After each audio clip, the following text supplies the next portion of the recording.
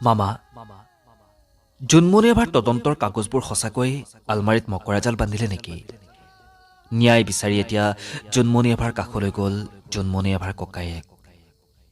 এতিয়া যে নিৰুপায় জোনমণি এভাৰ মাই জোনমণি এভাৰ ন্যায় বিচাৰি আদালতৰ কাষ চাপে সঘনাই। মামা আজি পাবনে নাই জোনমণি এভাই ন্যায়, নে তাহানিৰ দৰে ঠাক খাই যাব? মামা আপুনি যে এতিয়া অসমৰ ভগৱান, আপুনি ইচ্ছা কৰিলে কাৰোবাক জীৱন দিবও পাৰে, ইচ্ছা কৰিলে কাৰোবাৰ জীৱন নিবও পাৰে।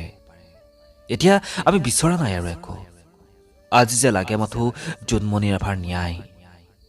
আজিকালি যাইছে ন্যায় বিচাৰি আদালতৰ কাষলৈ মাই যায় সঘনাই। এবাৰ আহি চোৱা মামা জোনমণি এভাৰ মাকৰ কাষলে। মামা আজি যে ন্যায় পোৱাৰ ভৰসা আছে, জোনমণি এভাৰ আপুনি সঁহাৰি দিলে। ধন্যবাদ।